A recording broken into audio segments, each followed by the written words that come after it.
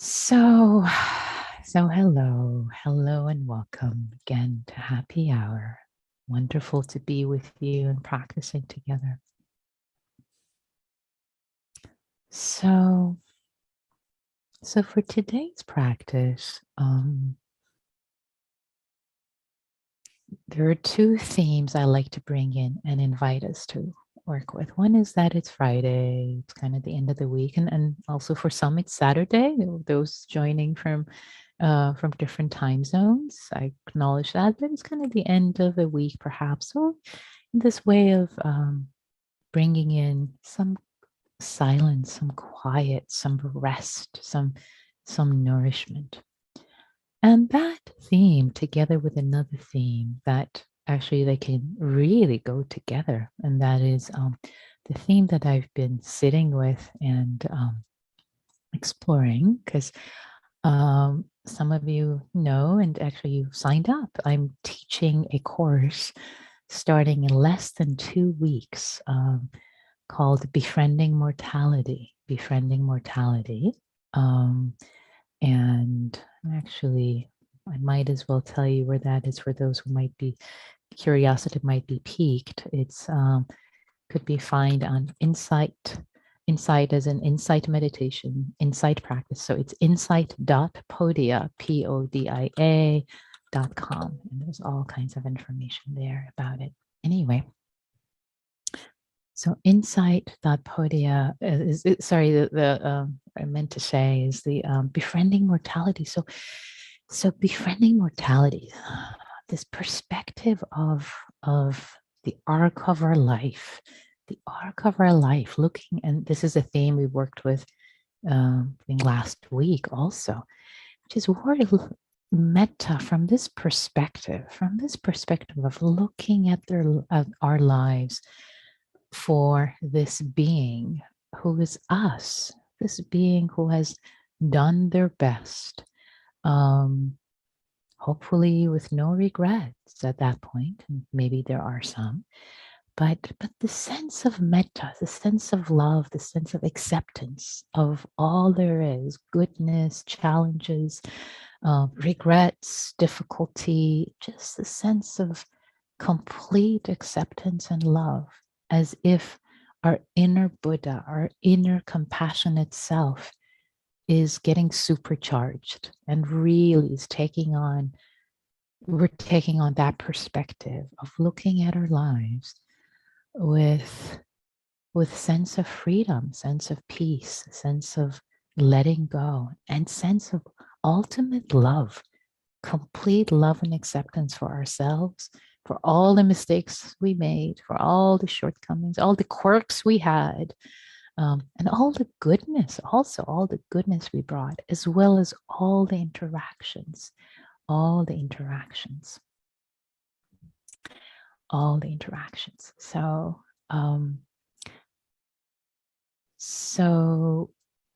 that is the theme. That is the theme for our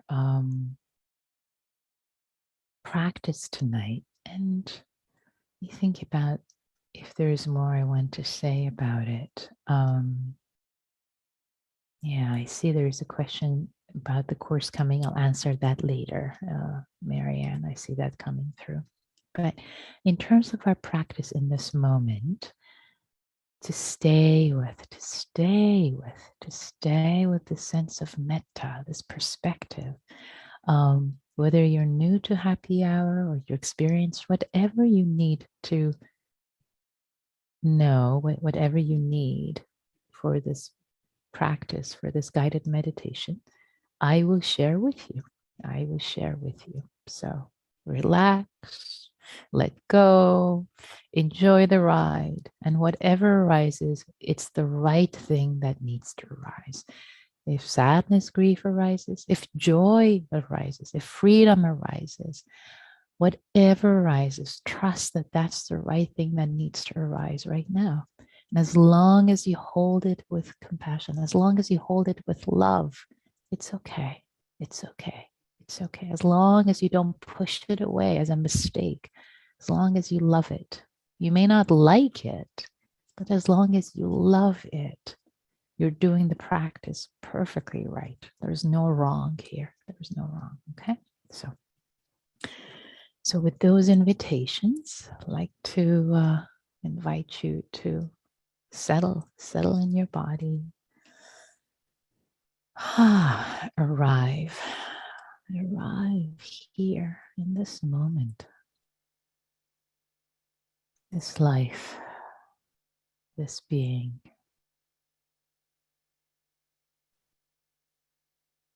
Here.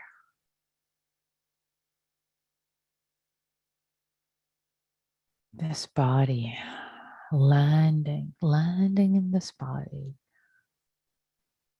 As always, we arrive, we connect with ourselves, letting the body be seated or lying down, feeling your feet on the floor, grounded, rooted to the earth, your sit bones hugging the earth, landing on the cushion, your hands relaxed, soft, spread on your lap or touching each other. Your neck and shoulders, letting go of any tightness or tension.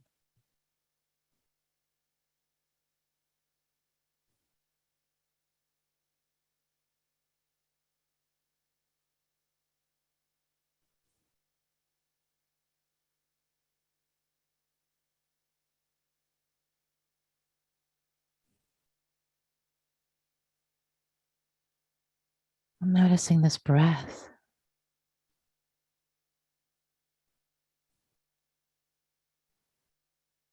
This amazing, lovely breath. The morning breeze. Fresh with possibility, giving life. Moving through your body, through your lungs. The lower abdomen.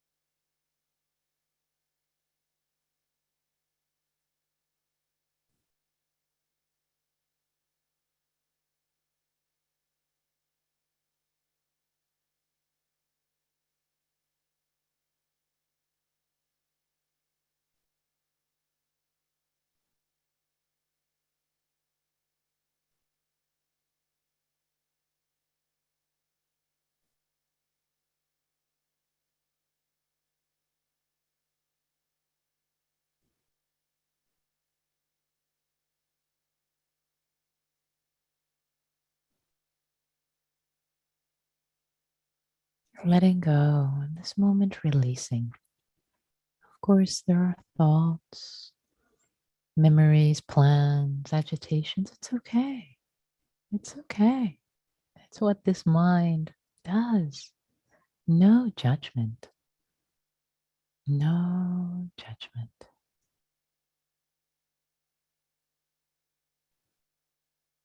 Releasing, releasing.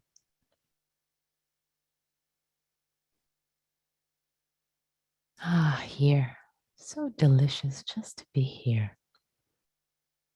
Taking a moment of refuge, quiet silence. On this Friday, Saturday, whatever moment in time. This precious moment in time that has never been and will never repeat. I am here. I am. I am. I am here. I am. So simple, yet so profound.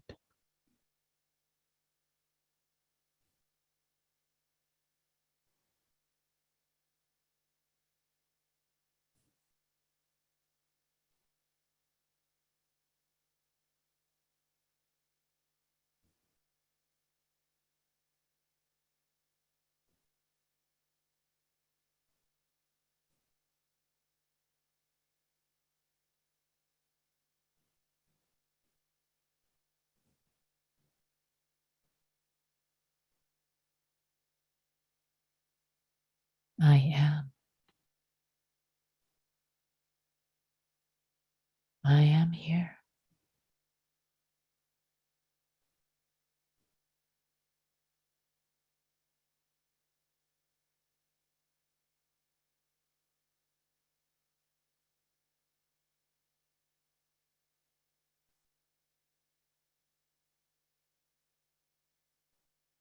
I am here. Now.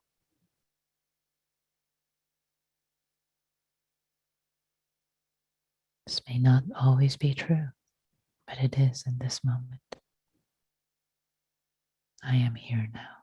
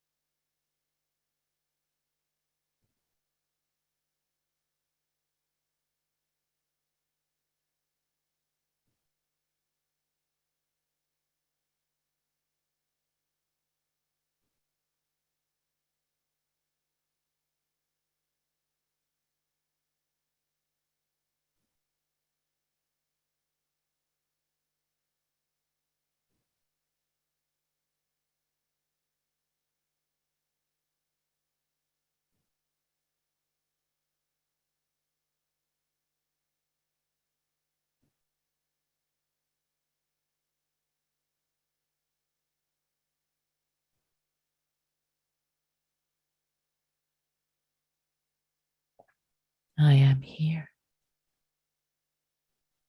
I am here now, in this moment. This will not always be true,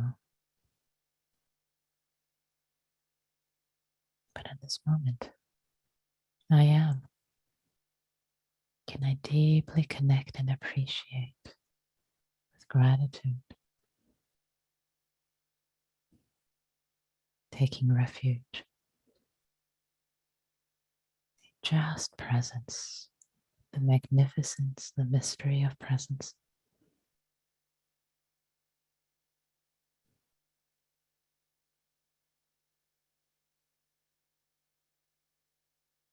That I am, I am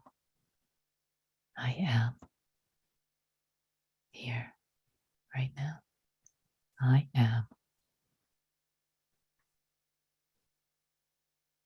Wow.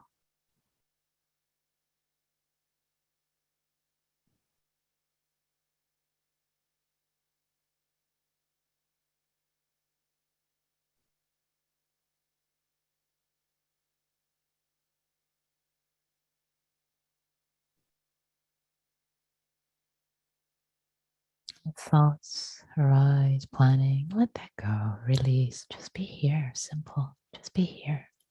I am in this moment, not complicated. Not what if I'm not, blah, blah. Just I am, simple. See the magnificence and the simplicity of not thinking, just being, connecting with I am here.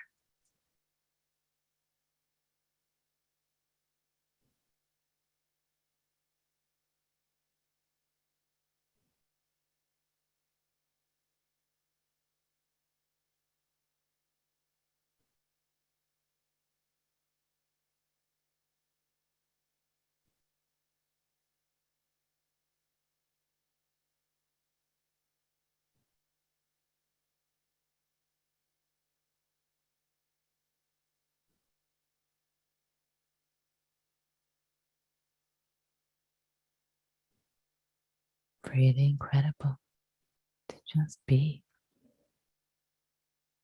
to exist, to be conscious and aware. I am.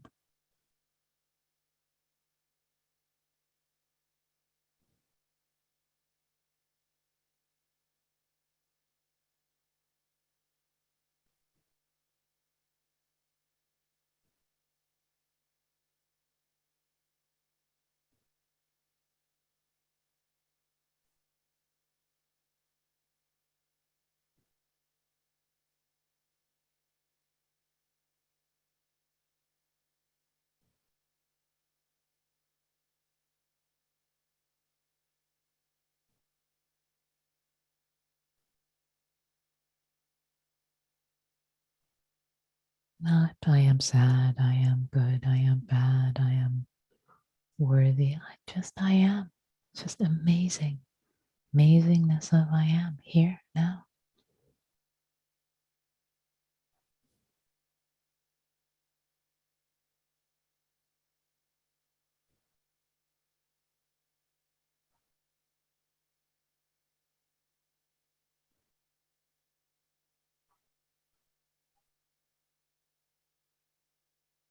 Now, I'd like to invite us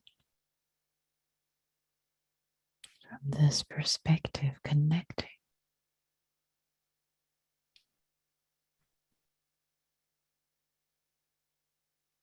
with the amazingness of just being here now, existing.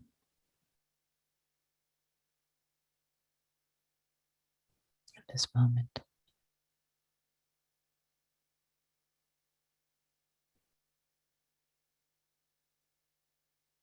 What if this were the last moment of our lives?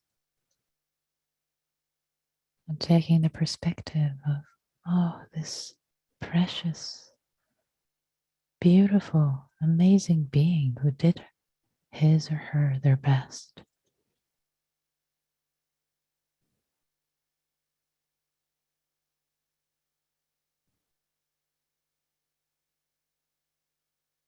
Letting there be a sense of love, tenderness, even heartbreak for this being who was you, is you.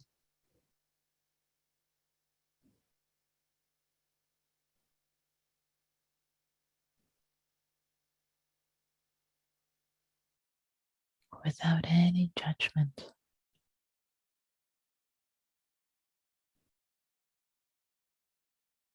from the perspective of your inner Buddha nature, your inner Buddha, your inner Kuan Yin. Just loving.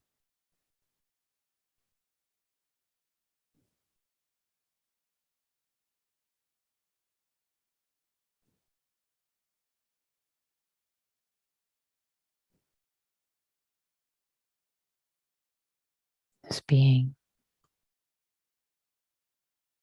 who walked this earth, at times jumped with joy, with love, with care, sometimes crawled with sadness, with pain. Sometimes was alone and lonely. Sometimes was connected, interconnected with loved ones, friends, family. Was touched and touched many lives. Of course, everyone of us has. Everyone.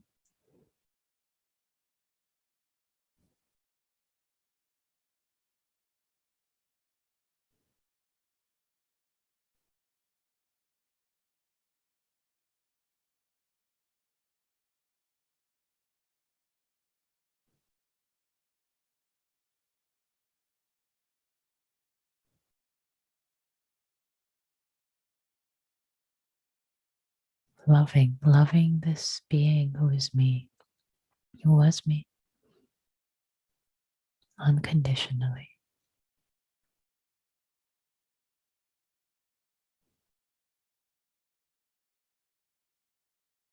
With as much forgiveness as possible. They did their best. If they could have done better, given all the causes and conditions, they would have.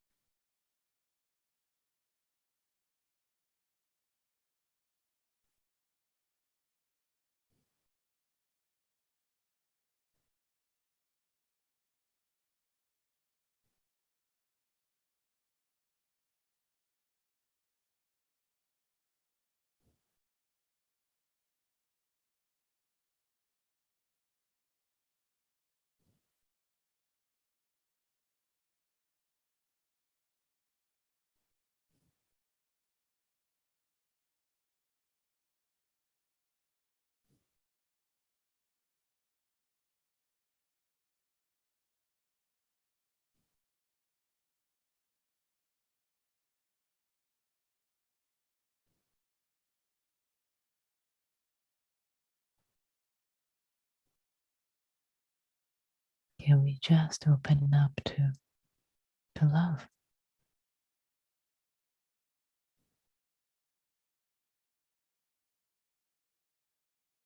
From the perspective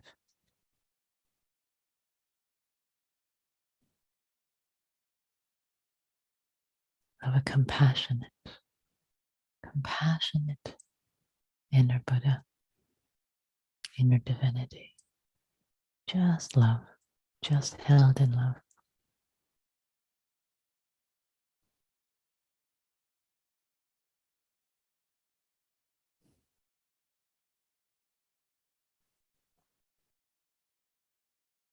And if there are areas in life that perhaps call for more love, more care, more forgiveness, see what's needed right now,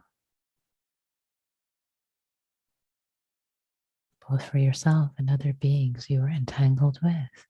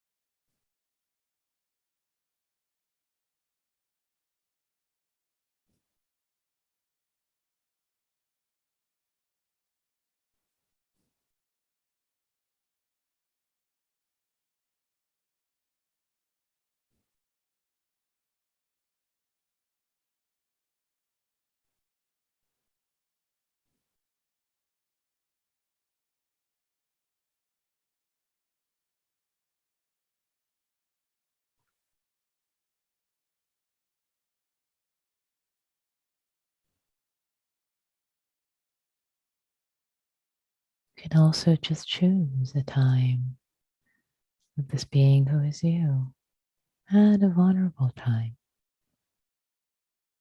It's a challenging time to just love this being.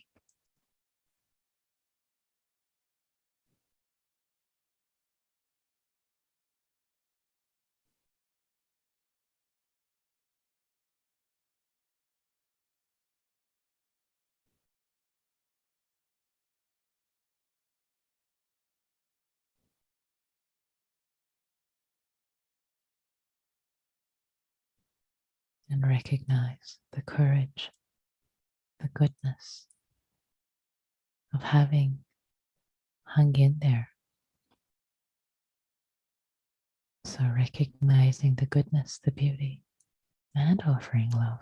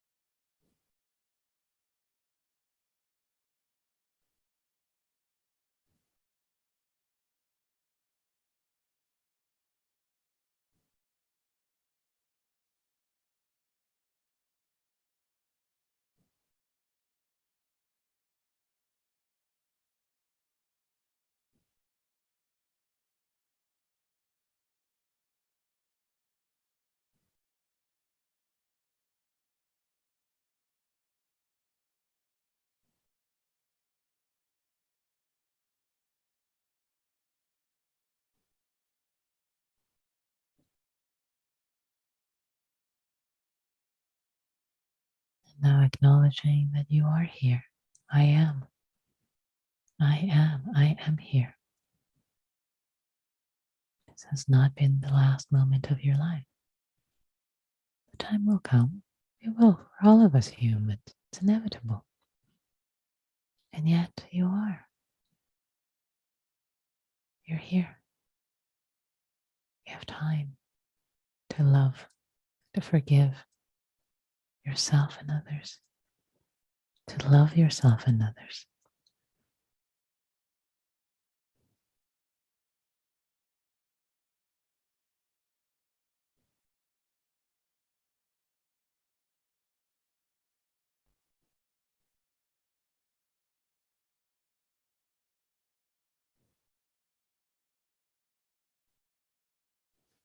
See what kind of energy that might bring in to your practice. I can love, I can forgive. I have the chance, I have time, limited, but it's still possible.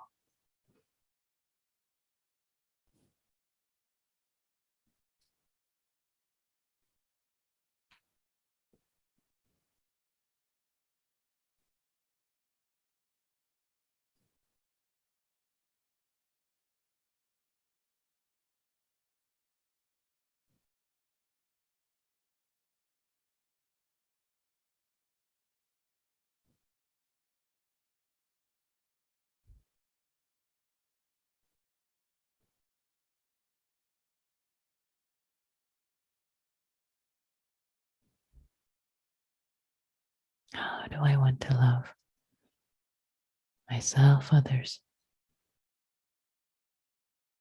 to show up?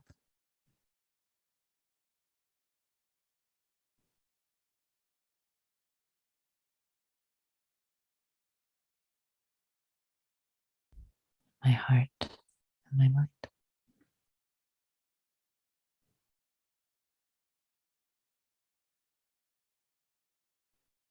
is short. Time is short.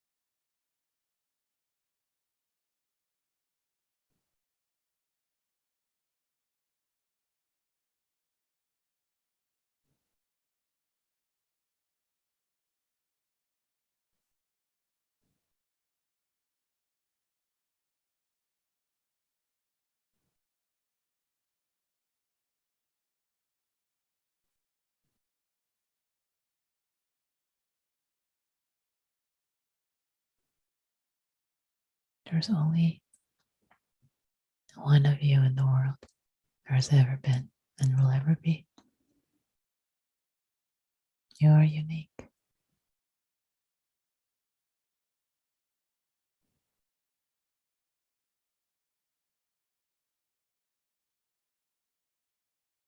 This unique being with its particularities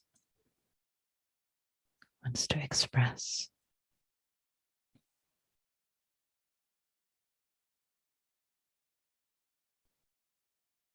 It's amazing, deep potential to care, to love,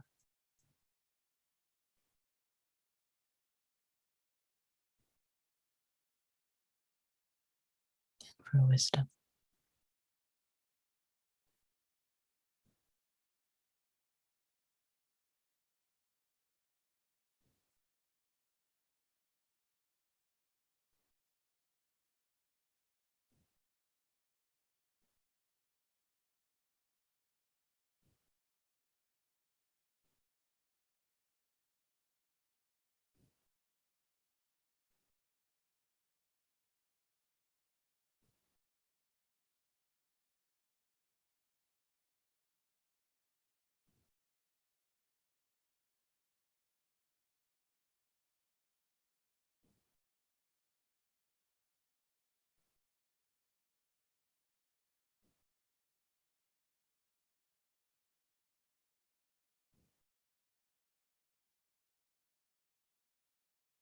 You still can.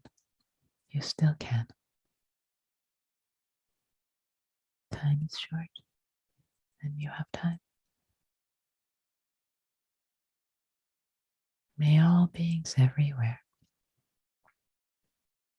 wake up, know capacity, the magnificence of their goodness, their Buddha nature.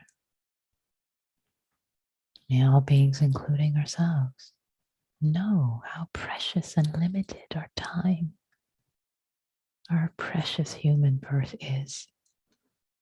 And may we use it wisely and compassionately.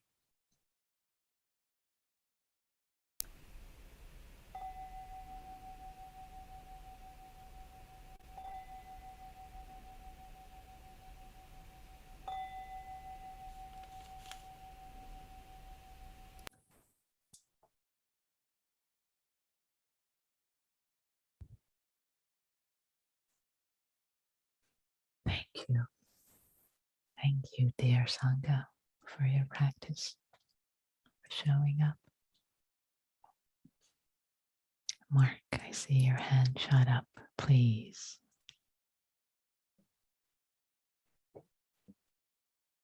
Many times I'm completely out of sync with what you're talking about.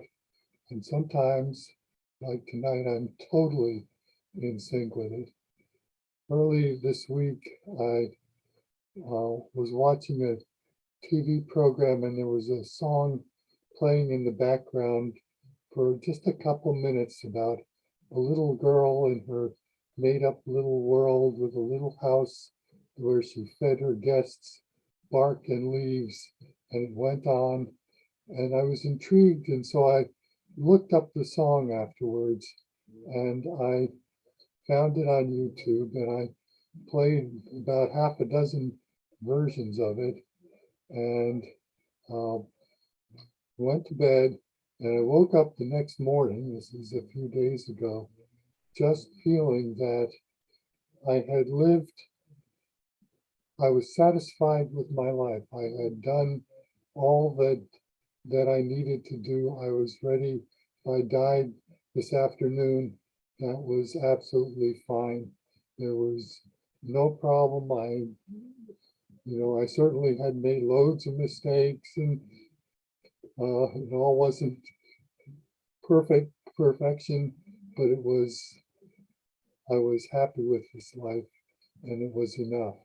I was satisfied, and I was ready to go.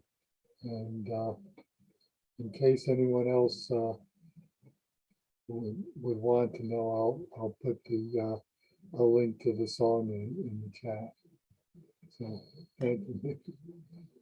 Thank you, Mark. Thank you so much for sharing that beautiful reflection, part of your practice. Thank you. Thank you for the benefit of all Sangha and beings. And yes, please do share it in chat. Actually, I need to change the settings so everyone can see it. And also, please share it if you like in the Google groups. Thank you, Mark. Yeah. Claire, please. Thank you, Nikki. I raised my hand because this is such a beautiful coincidence. I was on the phone about 2 hours ago with a friend who had had a serious accident. We were talking about her medical needs and so forth. And then somehow we got onto the subject of death and, if she had, how seriously she had injured herself. And the thing that I shared, and, this was, just to follow on to that conversation. But what I shared with her at the time is that I have had a near-death experience.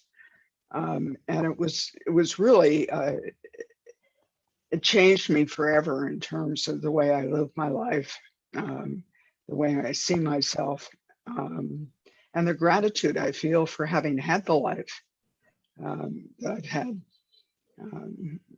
I as I lay on the stretcher, I thought, it doesn't really matter now. As the previous speaker just said, I haven't done everything I wanted to do. I haven't done it all very well, but I've had a chance and I've tried hard. And I will, always be grateful. And I'm no longer afraid of death because I was able to look at it and say, it's okay. Whatever happens is just fine with me. And so there you go. Thank you, Claire. Thank you also for sharing your sense of ease and freedom with the inevitable. It's just part of life, death, and also the profound shift that your near-death experience has had. In fact, I was looking at some studies on, it's called post-traumatic growth, and one thing that happens after some such traumatic experiences, the post-traumatic growth is one's priorities shift, the way one shows up, one's actually lives more fully and more completely. And yeah, there's a lot of research on post-traumatic growth. So thank you, Claire, for sharing your insights, your experience live, really firsthand. Yeah, thank you. Yeah. Any other reflections you can share? Oh, yes. And now I can come back. So you can share your reflections. If they're privately sent to me, I won't read your name. If they're to everyone, I'll read your reflections and your name. And there was a question about the course that I had mentioned, Befriending Mortality. And one person had asked that they have too many conflicts and work conflicts on Wednesdays for the 4 Wednesdays on their courses starting January 26th. whether it's possible, appropriate to sign up and listen to the sessions after they're recorded. That is okay. We're allowing that option because it's not just listening to the recordings, but they're also homeworks and the reflections and the participation in that way with the Sangha online through writings and reflections and sharing that you're more than welcome to participate. And even if it's not possible to be in all of the live sessions in real time. Jerry says sometimes ego gets in the way of accepting death and then one gets lost. Absolutely, of course. That is so natural and normal. Of course it is. If it were easy, it wouldn't be a practice. It would be perfect. It would just have it all. It would all have it. Whereas there is so much about ego. It's so hard for the ego to contemplate its own demise. Hence, terror management theory and psychology. Anyway, there's so much I can say about this, but I'll save all of that for the course anyway. Any other reflections from the meditation tonight before we turn to small groups? Anything you'd like to share? One private share, very powerful happy hour. Thank you, Sangha, and thank you to you. Thank you for your practice. Yeah. Yeah, it was a powerful one for me also. Really powerful ones. And so many different aspects to the guidance tonight, and especially at the end when I invited you to realize, oh, I still have time. I still can show up with love, with forgiveness. Whew, for me, I felt this burst of energy and determination, gumption, brightness. Like, yes, I'm still here. I won't always be. And yet, what precious to have agency. How precious. So, dear ones, how about we turn our attention at this point to practicing in small groups in size of roughly 3. And the invitation is to start with about 15 seconds of silence. And then here we are, these beautiful, amazing, impermanent beings. And whatever you like to share to support others' practice, your own practice, as little or as much as you like to share, you are welcome. So be kind to yourself, be kind to each other. This is where the practice really, the rubber meets the road in these small groups. So okay, so I'm going to open the rooms and here we go. Take care of yourselves, take care of each other. Okay, welcome back everyone. The rooms are closed. So, and we have a couple of minutes for any reflections that might have come up from the practice, from speaking with each other that can be of benefit to yourself to be held witness, or for the Sangha. Any questions, confusions, aha moments, it's all good. So this is your Sangha. What would be helpful to bring up, to share before we close?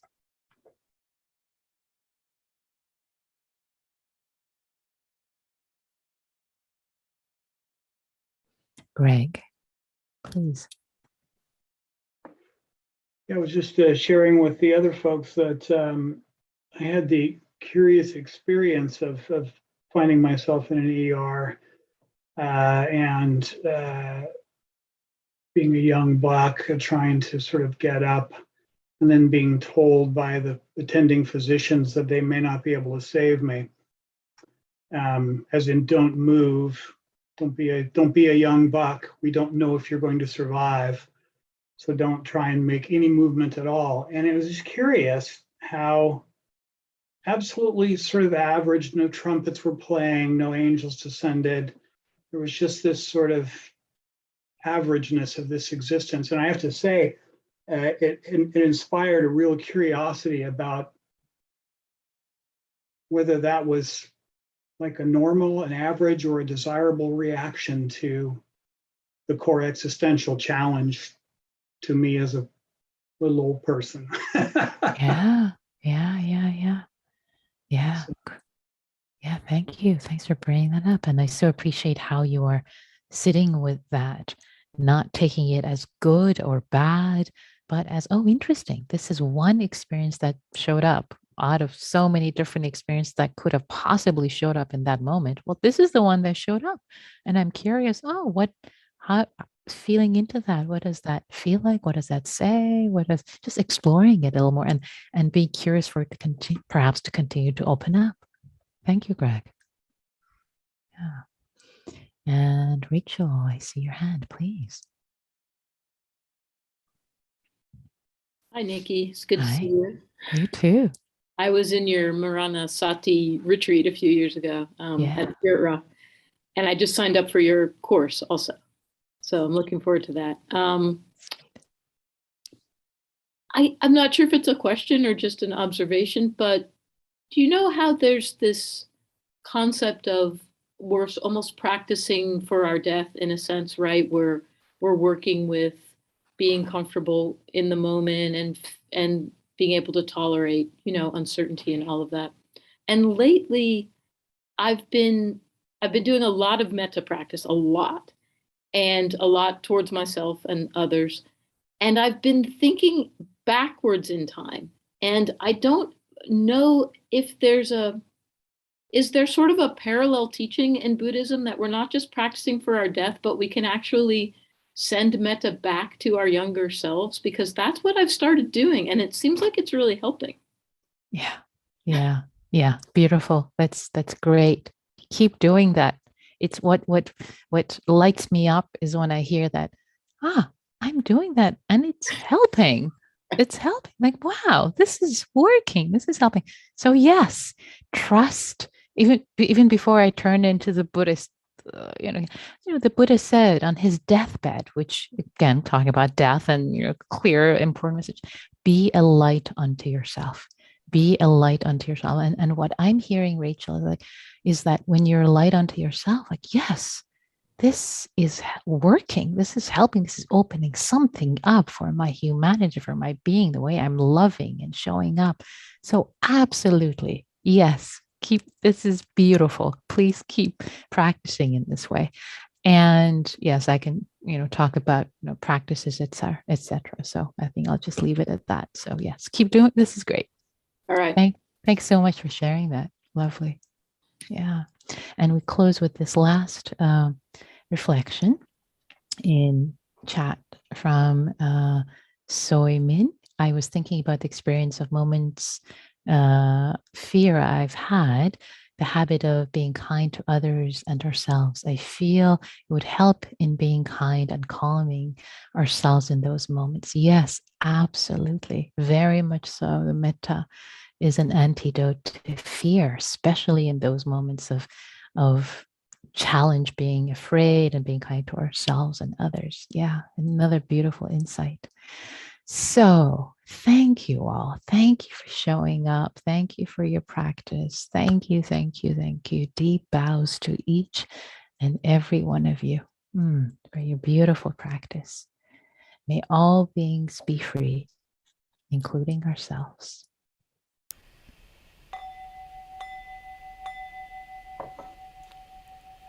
Thank you.